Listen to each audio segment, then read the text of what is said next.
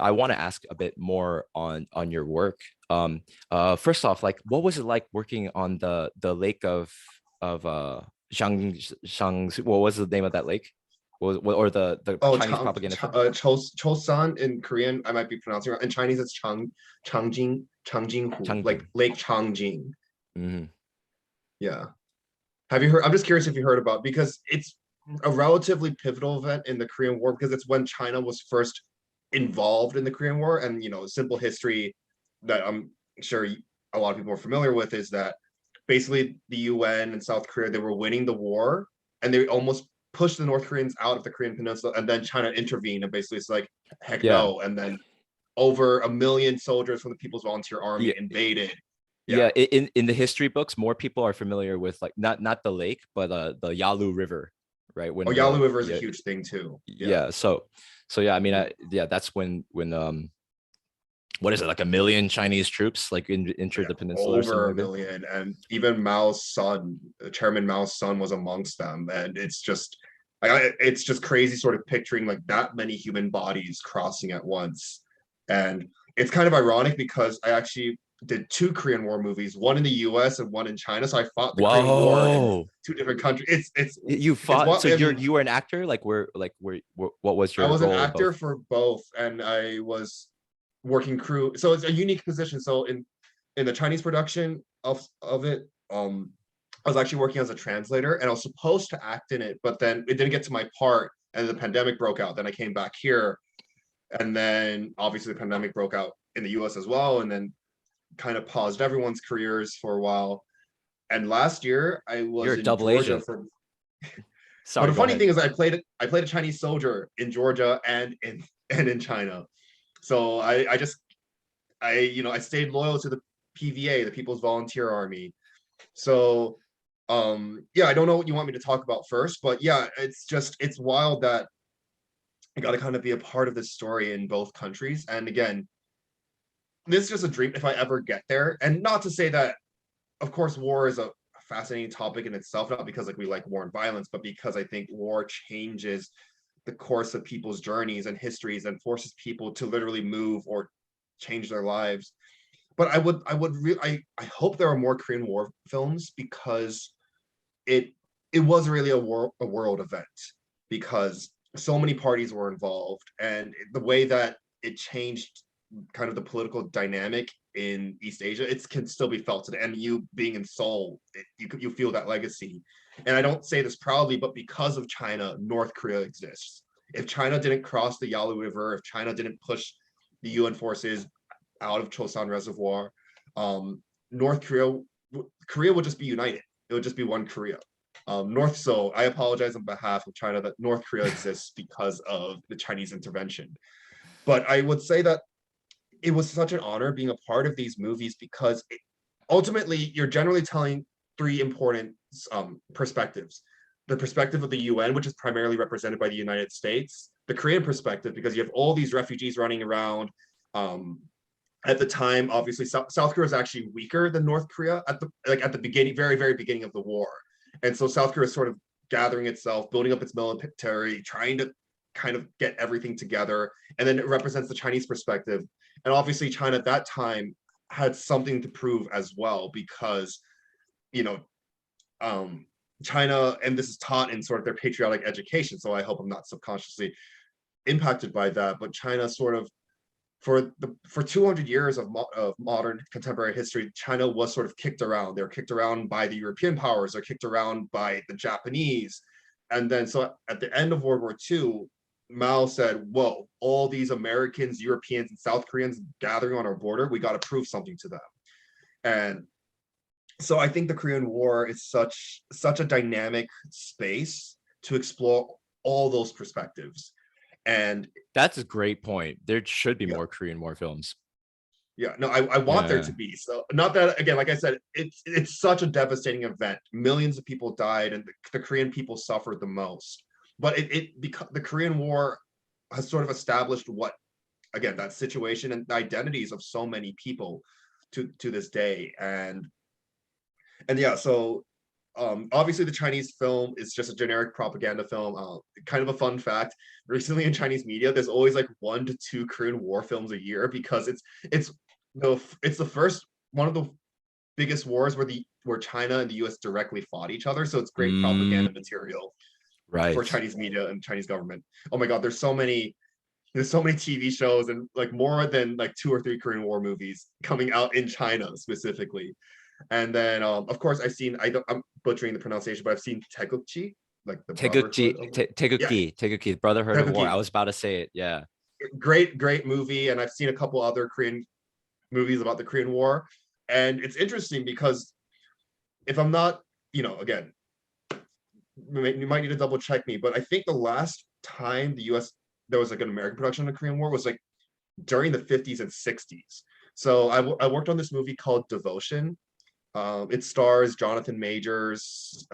You might know him as the timekeeper from Loki if you've seen it, and Joe Jonas from the Jonas Brothers. I was actually his COVID assistant, which is another Wow. story on top of acting. So I got to interact with Mr. Jonas for a bit.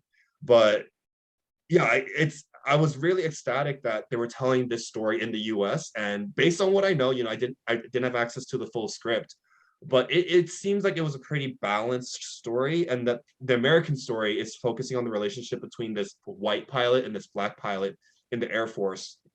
It's sort of exploring themes of segregation while they're fighting the Korean War. And then I play a Chinese soldier. If they don't cut my scenes, hopefully you'll see me yelling on the battlefield and wielding my rifle. And it's just I know it sounds weird to say, but I was so happy and privileged and honored that they were willing to tell this story in the United States. And I hope that Hollywood producers see the potential in this kind of story, because you have a chance to combine Asian storytelling with American storytelling, and then even within that box of Asian storytelling, you have the Chinese side, the North Korean side, and then the South Korean side. And that's why it's like, if I ever become a successful producer, I really want to invest in those stories, because I want to show how the regular Korean civilians suffered during that period, while the Americans at the UN wanted to prove a point to the communists, and then the communist China wanted to prove a point to the UN.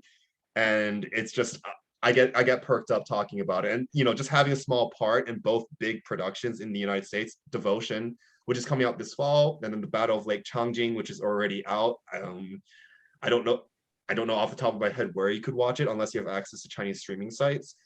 But it was so cool being a part of it, despite the fact that it's a little of a violent propaganda-ish topic anyway. You traitor, you fucking chink, you're working for a Chinese propaganda film. You're not American. Dude, I think that's Exactly. fucking awesome. I'm jealous like that you got to have that experience. Like that's really cool that you got to be part of that film. And like there's so many points that you said like I want to touch upon. Like yeah, like man, I hope I would love for you to blow up, bro, and then like have Mhm. these nuanced perspectives interwoven into these great stories, because war and geopolitics, it's all, it's not all one-sided, Mhm. it's like there's so many factors at play, different perspectives, different motivations between nation states and individuals and families. Yeah, and so if we could we're in a place of privilege where we can tell a more nuanced story, because we're not like the older generation who's just trying to run away from war and just put rice on the table. Not bread on the table, rice on the table, right? And like Mhm. we have time to reflect about history and consider different perspectives, like that whole Chinese perspective, because China did get kicked around. And then when the Communist Party took over China, they were coming from a nationalist or like uh, a point of like let's show we can't have these Westerners or these other powers come. We have to show them that like I understand and I can respect that perspective. And also like that's something we don't hear. Obviously, growing up in America, you don't hear the North Korean or the Chinese side, fairly. So like I'm actually very I don't want to say sympathetic, but I understand and respect, like North Korean and Chinese narratives in the sense, like I not obviously not that I would necessarily agree, but just to understand where they're coming from. I can understand, and yeah, there's some sympathy there. um because like, and the funny thing is like, I'm like less than 10 minutes away. I'm like 5 minutes away from the National 38. War Museum, like the Oh, National okay. War Monument, like all the Mhm. like Korean history of like war boats and tanks, and like for like, all of Korea's like war history, as there's like a whole monument to the UN. It's like really cool stuff there, because like growing up, I like tanks and soldiers and war films and war video games and real-time strategy, Command and Conquer Mhm. or whatever, and Ages of Empires. So like there's all that great stuff there. But then I know it's also like a one-sided story praising the UN, like, oh, thank God the American soldiers came to save our asses. And and it's also Mhm. interesting, like there's a spectrum. It's like, how do Korean individuals, older people, younger people, feel about the war in the past? Are they great? Are Koreans grateful to America, or they actually, and right surrounding this war monument is the whole Yongsan base garrison, which has been kind of like emptying out because they're planning to turn it into a giant park. But this was like the biggest US military garrison in Korea, if not in Asia, for quite some time. Now it's all down in Pyeongtaek, which is a city south, where there's another US installation there. That is the biggest installation, US installation, military installation, I believe, in Asia, if not the world, but maybe Asia. Anyways, um, yeah, it's fascinating, and like I'm totally jealous that you got to play those parts. You got to play in America and you got to play in China. Like that is so cool, bro. Like No, I that's can really recite amazing. some lines. I can recite my Chinese battle cry. I don't mind. It's so cool getting to play a communist soldier and sort of like getting my head in that space. And both creatively as an actor and like just so cool to be able to tell that story, help them tell that story. And then minor factor, my great granduncle served in the PVA as well. So of course it was so personal to me that I got to be a part of that. And again, I think, as you said very well too, that there's sympathies for both sides because it makes sense. What China did crossing the Yalu River like made complete sense. If I was China, I would expect the same thing. I wouldn't want a bunch of US and South Korean troops on my border. And so that's and and again, I mean, and this is me just being a nerdy history major. I mean, the Korean War is known as the Forgotten War. I was about to say, It's overshadowed by the Vietnam War. It's overshadowed by all the World War II movies. I don't know if your average American understands why we were there, why the 38th parallel exists, and why it, it's such a big deal. Yeah. it's like, I mean, it really deserves its own podcast. Like it was World War III condensed into like at the heart of Korea, on the Korean peninsula, like which is like, if right between China and Japan. So it's Mhm. like, it was really like this, like, I don't know how to call it, but it's like the eddies of a whirlpool. It's like all Mhm. these geopolitical powers, all their motivations and all their bullshit, and Oh yeah. the struggle for power, it coalesced perfectly on this Korean peninsula. And here we are as, hapless Koreans, always being, like overtaken by powers stronger than us. And from there comes our Han, which is not like Han as in Han Chinese or Hanguk, Han like Korean Han. Yeah. Yeah. Those are different Sino-Korean characters, but Han as in the bitterness, the pain, that comes Mhm. from being from like a millennia of intergenerational trauma, war, oppression, rape, Mhm. famine, all these terrible things that have happened to us, that we did to each other, carried to our children, the sins of the father type shit. Mhm. And so the Korean War is just like a perfectly terrible, evil, beautiful example of that. It's and really you said everything I want to say. It's a forgotten war, but really it's so fascinating, like, because there's so many players involved, and that have ramifications to this day. And obviously it was like, with if it didn't happen, I wouldn't be here, in the sense, right? Because like, I mean, right, if the war didn't happen, I mean, what if Korea could have just been an independent, prosperous country from the get? But it brings me, whenever I think about it, it's like the saddest thing. It really is, like, because like, my dad was born during the war, and like all the shit that he went through and all the shit other Korean people went through.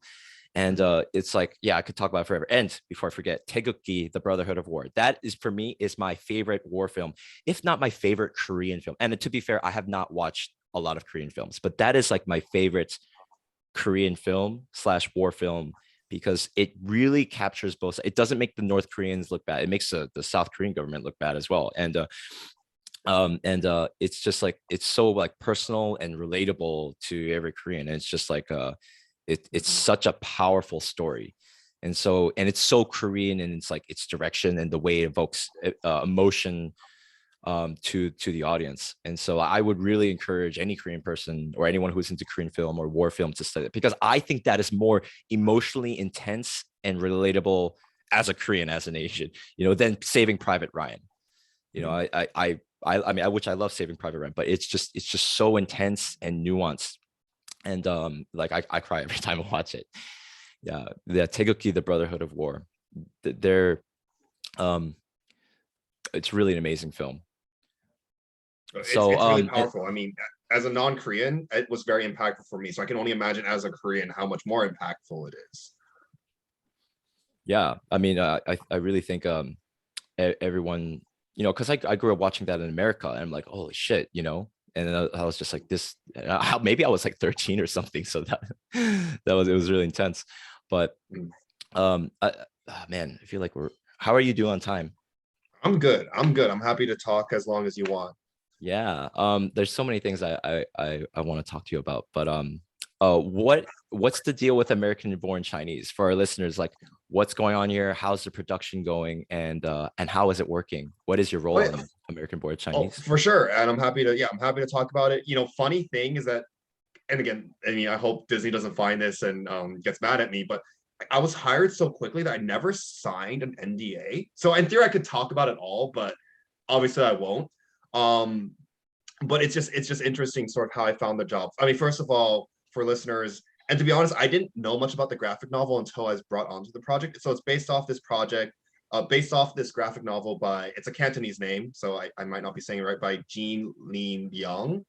And he basically, the American born Chinese, the graphic novel is about this um, Chinese American kid who's in his first years of high school, I believe. He's going through puberty. He has a crush on a white girl, and somehow his story is tied to the Monkey King from Journey to the West, which is a classical Chinese story.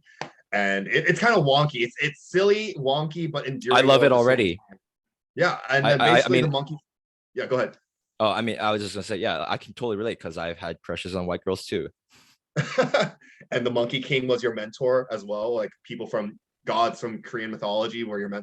So yeah, it kind of combines that, and then the TV show is obviously going on a slightly different route, but of course it has two different timelines. There's like the middle school, high school route storyline where it's just these two Chinese American kids kind of figuring their way out in American society and in American school, but at home they're at a Chinese they're in a Chinese household. But while in Chinese heaven or Chinese mythology, the Monkey King is dealing with all these politics, and then there's going to be a bunch of fighting and battle of the gods while this Chinese American boy falls in love with a white girl, and that's generally the storyline. It's silly, it's wonky, and I'm really excited to see how it unfolds. So how I got involved in that is that I remember it so vividly. It was like April 4th. It was like maybe 4 a.m. I was having one of those existential crises while working on one of my projects, saying that, man, film's rough, production's rough. Maybe it's time to call it quits and work an office, because I've worked office jobs before. So I know what that lifestyle is like. And I envy it sometimes because it's very consistent. You're much more comfortable than working as a filmmaker or as an artist. And then on Facebook, in the Asian Creative Network, I saw this post from someone saying that they need a Chinese speaking script supervisor for a Disney show. And it was like posted at maybe midnight EDT. So obviously, they posted a little bit early California time. So at first I thought this looks really scammy. I don't think Disney would hire through Facebook. And the funnier thing was that the post said, if you have anyone to recommend, DM me. So I messaged two of my friends. I said, hey, message this random girl and tell them that one, I speak Chinese, and that good. I have a set experience. And so obviously I messaged her, and maybe about 8 hours later, when I woke up, I was hired. It was crazy. I got the message saying that I was hired, and then I didn't even know what the show was because they just said they needed a script supervisor for a Disney show that where the script is mostly in Mandarin. And then Please hold on to that. So, did the person who put out the post, the listing, did they know your friend or your acquaintance? No, No. So no, we you're have all no mutual contact. strangers. You're all just strangers. But Yeah, you submitted like a CV or something. not even Um, like I just messaged her, which was it's so bizarre. It's like one of the most you're hired. unofficial. Hey, Yeah, you one look of the Chinese most enough. it was one of the most unofficial hiring processes for something that's so official. And I saw in the comments like so many people were applying because who doesn't want to be a part of a big Disney production? And to be quite frank, because I saw a lot of people I know, I was like, I don't think that person speaks much Mandarin, but I get it because it looks like a really cool opportunity. And quite frankly, at first it looked kind of scammy, so I didn't even know it was legit. But I messaged this woman, and so obviously, I had two recommendations that I kind of pushed out there. Plus, I messaged this woman saying that, hey, I've been working in film for a while. I've worked the script supervisor role before, and I've worked as a translator on sets. And then Perfect. I woke, and then I went to sleep, very anxious. And then when I woke up, she was like, "Hey, our producer wants to talk to you." This is crazy. And then I get an email from Erin or Mallory, who she's worked on a lot of shows. I think she was involved in Fresh Off the Boat and other things, and it was really intimidating, but at the same time, just also really just an honor and privilege as well. I know I'm going to overuse those words, honor and privilege, all the Oh, time. oh, very honorable. Oh, Yes, bring honest honor to us all. And then I was just hired. And then I got the script, and I got the call sheet before I signed. Before we even discussed a rate, I had the information, and I had my Disney entrance badge because they're filming at Fox Studio a lot in LA. So basically, once I got it, I immediately like booked a flight to LA. Because I was hired on the 4th, and we're filming on the 6th. It was just so it just happened so fast, whoa, dude, that's and then and crazy. then and then I'm just and then I'm working on, it's probably the biggest crew production job I've ever had because I'm part of the leadership because, I'm sitting behind the camera with the director, the producers, the writers, and Daniel Cretton, I believe is his full name. If you've seen Shang-Chi, he was the director of Shang-Chi, also the director of Ah, Just Mercy. I mean, like sitting next to him, he's one of the executive producers for American Born Chinese. So I got to sit next to him. I got to talk to him. They asked me for feedback, and it was like one of the most high stakes commentary I have ever had to make because my job was to basically look at the screen, look at the monitor to make sure that the actors were saying their lines correctly in Mandarin. That's primarily my oh, job.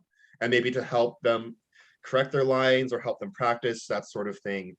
And again, it's still a little bit of cloud 9 because I basically got to meet half of Asian Hollywood in like 8 days of working, about 2 weeks. And it's, I can't believe I'm saying this, but I got to coach James Hong. You probably know him even if you don't know the name. If you've seen Kung Fu Panda, Mr. Ping is James Hong. uh-huh. And Okay, if you've I have a seen vague the animated recollection. Mulan, Fu, the advisor wearing blue who doesn't like Mulan, Mm. that's the name. That's James Hong, one of the most Oh, prolific actors in Hollywood. 93 years old and still acting. And I got to oh, work with him and coach him on his Mandarin lines. That's like the greatest honor. No pun intended, because oh, he's a major very character honor. in Mulan. Oh, But I got to work with him, and I got to go to his trailer, and like I had to prepare big cue cards for him because he's more of a Cantonese speaker than a Mandarin speaker. He's also in Everything Everywhere All at Once, the new Michelle Yeoh movie. And speaking of Michelle Yeoh, I got to meet Michelle Yeoh. It's just bizarre. And not just like meet, I got to talk to her about her movie and shake her hand and like be on set with her. And I had to kind of give her notes and also overlook her performance because that was my job. I had to make sure that all the Chinese dialogue was spoken correctly. wow, And dude. it's like I said, that's just How cloud long? nine. No, yeah. When did you fly to Disney? Like, when was this? Oh, sorry. When did you fly to LA to That start was work? April 6th. And then Dude, yeah, this month, like this month. yeah. Dude, your life is changing, right? This is fucking incredible. You're like, I'm getting chills just thinking about everything you said. Like, you applied, and then 2 days later, you have to be there, and you meet all the half of Asian Hollywood. Dude, that's fucking insane. No, Dude, it's Ronnie Chang was on set, Jimmy O Yang. wow. I want to see. I want to see. I had them sign one of my cue cards. I'm seeing if I can pull it up. Um, I'll get it. I'll get it for you. I'll get it here. It's right here. But Oh, like I said, it's just yeah. I don't know. I don't know if you show anything to audiences visually, but like that's Oh, Michelle I do. Yeoh's This, signature. Yeah.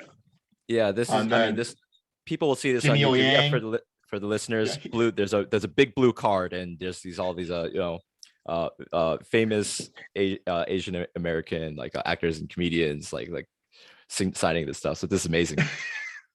Wow. Yeah. And Daniel Wu, who's I would say he's bigger in Asia than he is in the US, but he's from AMC Into the Badlands. I got to work with him. It's just it's so wild. And again, it's just I'm hoping to extend my contract because not every episode has Mandarin parts in it, so I'm not needed for every part, but hopefully I'll be able to shadow them. I've talked to some of the directors and producers. I'm waiting for basically the approval to continue shadowing them as they work because I just think it's an incredible experience. And again, to use those cliches, as a Chinese American artist, as an Asian American artist, it is sort of every once in a blue moon that there's a kind of majority Asian production in the United States. They're more and more than before, but they're still not very common. So I just think to be a part of this it's really euphoric, and I don't want to give that up. I mean, even if I have nothing particularly to do, it's just if I can somehow be useful to them and just to watch them in their workspace, oh gosh, it's the best film school ever. That is absolutely amazing. And I'm so happy for you, bro. Like that is so cool. And the thing is like even if they don't hire you or whatever, like you have that under your belt forever, right? And then you have obviously amazing connections. And the thing is like people who are likable, reliable, and good at what they do will always be in high demand, right? They're always, and people like to work with people they enjoy spending time with, right? So if you can as long as you keep putting yourself out there, putting out the consistent work, because I know you have Team Avatar Films, you're always producing, you always have ideas, I'm sure always networking, connecting with friends, and like doing cool shit. Like that's awesome, man. I'm so happy for you. That's amazing. Thanks, dude. Yeah. Wow. So how long is the production going for? They're shooting until June, and then technically I was only supposed to be hired for one episode. We finished that episode mostly. We had to do some pickups because one of the actors wasn't feeling well. So yeah, sort of my contract is still kind of up in the air, so to speak. Like again, like I'd love to work for them as long as they need me. Or I'd love to shadow them if they're okay with it. And then we're just sort of figuring that out. But I've already worked for them for gosh, I feel like that little kid that kind of keeps track of everything, but I've already had 8 working days with them. And that's what I was originally hired for, because it would take 8 days to film that particular episode. And now there's going to be more pickups, and then we'll see if they find me useful or likable enough to kind of continue hanging out with them.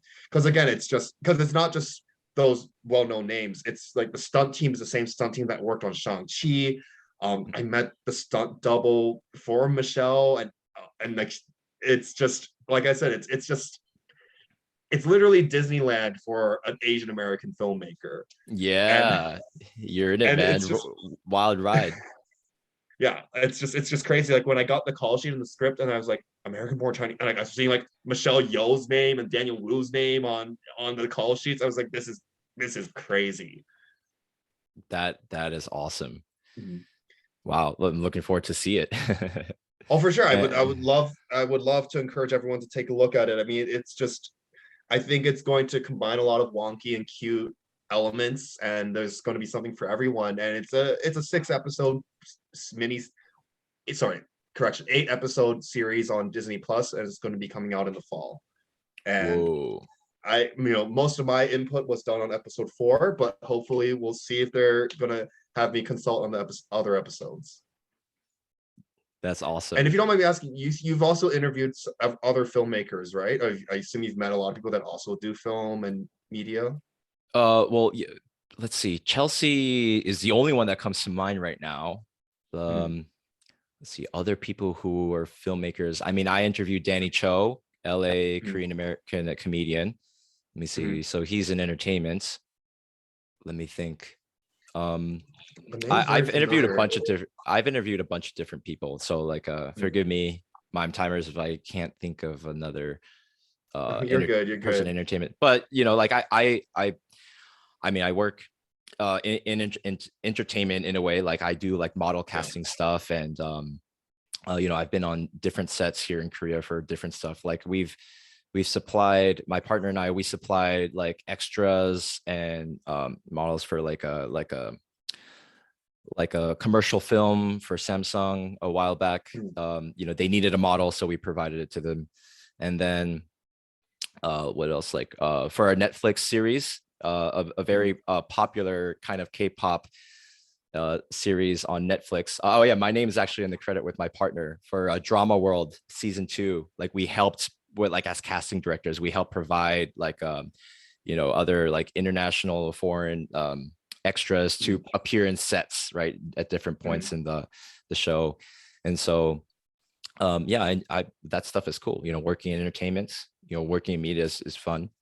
So yeah, I mean, in doing this podcast, there's all kinds of doors for you know, for commercial films or for media and shoots of all kinds. So Mm, yeah, I don't know. If you're ever in Korea, man, like I'll introduce you to my network. It's like the best people. They're always up to cool shit. Yeah. mm. But for sure, I'll have to let you know. I mean, I've been to Seoul once. I've been to the I forget the official name of it, but the like the National War Museum that like, it has a turtle ship. I think is one of their big Yes, that's the exhibits. yeah, that's the place that I mentioned. Yeah, no, that's Admiral Lee Sun-shin. Yes, What an that you got. OG. What an Yeah. OG. What an OG, right? So there should be more movies about him. Saw that one movie. I don't remember the Korean name. I think it's called like Turning Tides or something. I saw that movie. So if you know what I'm talking about, I think it was released in like 2016 or 2015. Hmm. I'm not I know there's familiar, at so least I gotta look I that know up. there's at least one movie about him. But yeah, no, he's a like I said, the turtle ship. What an OG invention. Fighting Japanese imperialism before it was cool. Yeah, before it was cool. With the first ironclad warship, you know, no less. Yeah. So I think we're kind of running out of time here. This has been great. I want to ask, like, aside from American Born Chinese, like, what other projects are you working on or you're looking to Mm. that you would like to promote on the show? Like, what are Yes. you excited about? So I have my own indie studio called Team Avatar Films. So it's Team Avatar Films on Instagram, YouTube, and TikTok. And we the genesis of it is that it started during the pandemic. So a lot of the motivation, honestly, was just boredom. There was nothing to do in almost any industry. I was jobless at the time. So I basically put out casting notices on Facebook saying that, hey, I'm an indie filmmaker. I have some experience and I'd love to do a live action film based on the world of Avatar: The Last Airbender. And up to this day, we've released 5 short films and we have 3 longer films planned for release. And and I would say that we're aiming for a summer release schedule. And then that in itself is also sort of a wild adventure because it's just working with all kinds of different personalities and people and a lot of problem solving and obviously the limitations. It's literally different worlds, even though it's in that umbrella of entertainment. It's just, it's one thing to work on a Disney show, and not that more money means that everything is better, but quite frankly, I think bigger productions is like they have that comfort. Like if something's going wrong, they can kind of solve it with money. In an indie production, not at all, because it's just we don't have millions of dollars at our disposal, and You got to be it's creative. essentially, yeah, it's learning to use limited resources to one create the best product possible. Because even though we're an indie studio, I try to have really high standards for my post-production team and my other producers. Our goal is to essentially not have indie vibes when people watch our films. So I have I have a very talented composer from the Netherlands whose music is just out of this world, and there's samples on our Instagram. And then I work with at this moment 4 professional sound designers, and then we're trying to pay attention to every detail. It's just we don't want this to just look good, we also want it to sound good.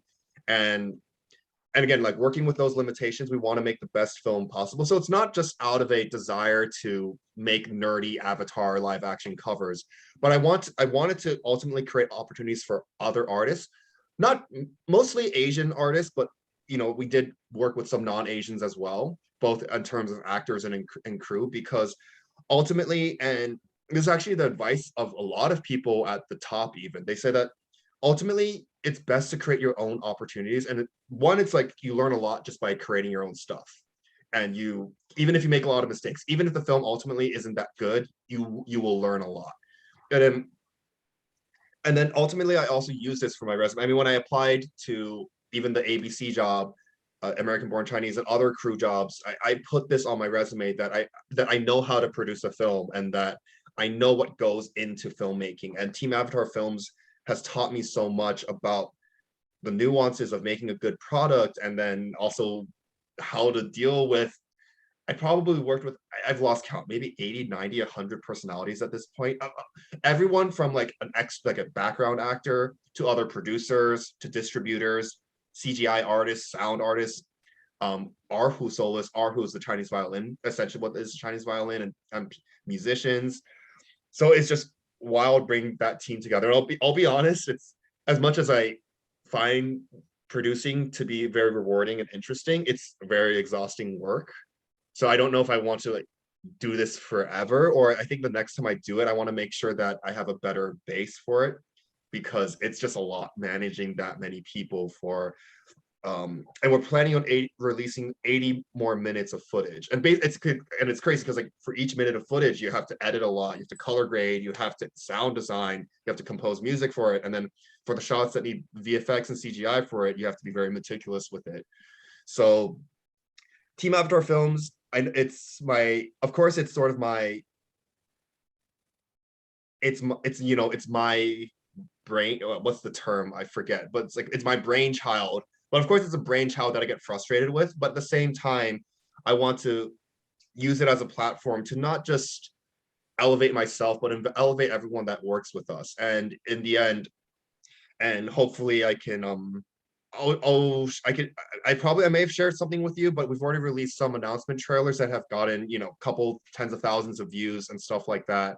So I like to think that we have an impact to make, and that even if you don't know or enjoy the world of Avatar: The Last Airbender, I like to think that our stories are different and original enough that they're pretty universal and pretty accessible to anyone that would be willing to give it a watch.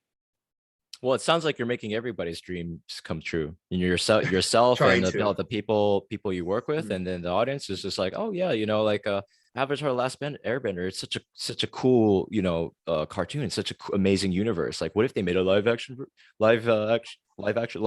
real version of it? And On so Netflix, oh boy.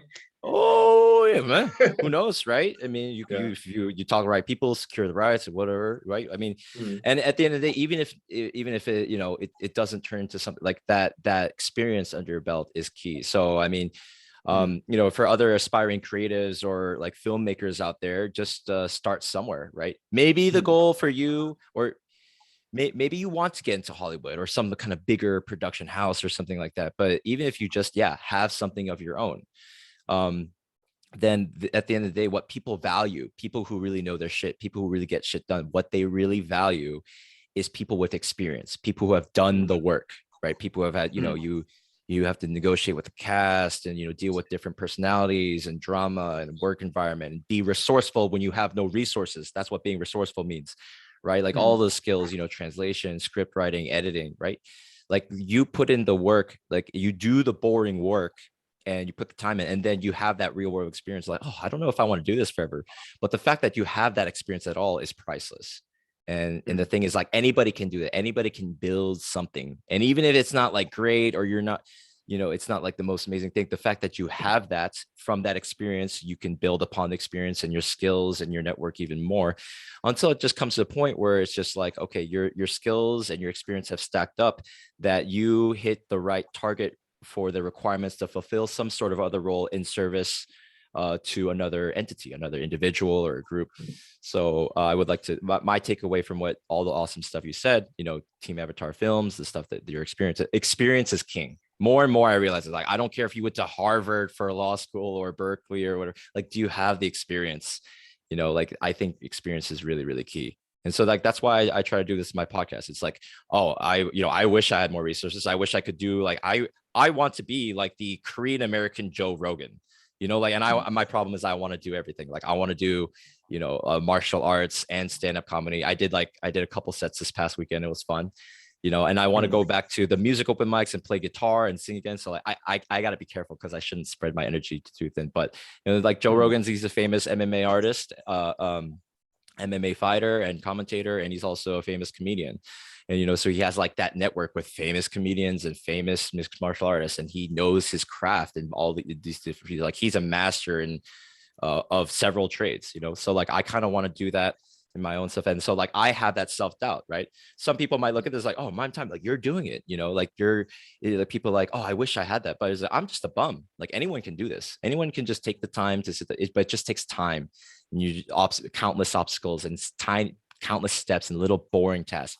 Experience is king.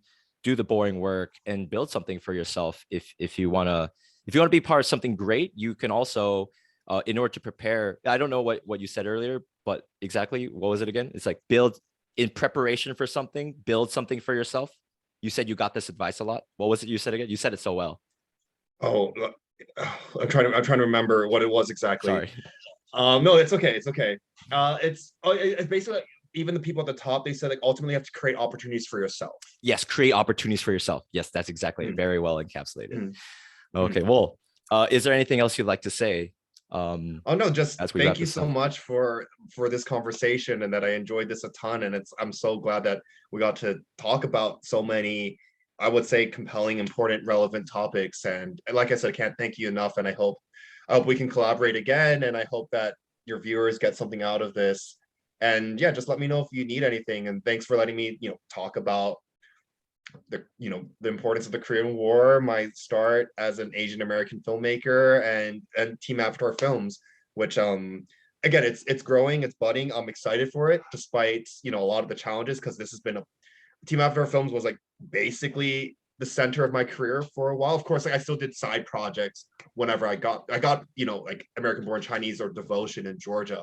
But Team Avatar Films has sort of defined my career for almost the past 2 years. That's awesome. Mhm. Well, Victor, thank you so much for your time, brother. I really, really enjoyed this conversation, and Likewise. yeah, this is so cool. It's cool to hear your story and you know, the things you're doing, and I'm really, really excited for you in the future. So, really, really appreciate it, and I hope we collaborate in some way or another in the future. And everyone, please tune into Team Avatar Films. Right, like check them out on the. I'll put the socials in the show notes and the links and all that, and also American Born Chinese coming out Disney Plus. Wow, fall 2022. I just wanted to say that, you know. Appreciate But it. Appreciate it, yeah, brother. everyone, thank you for listening and tuning in today. And remember, create opportunities for yourselves. Don't take things too personally. We are privileged, and so we can be humble, have humility, and be grateful and be proud. And like the world is our Chinese Oriental oyster. Yes. So Perfect. that's the time we have for today. Thanks for tuning in, Mime Timers, and we will see you next time. Mime time. Peace.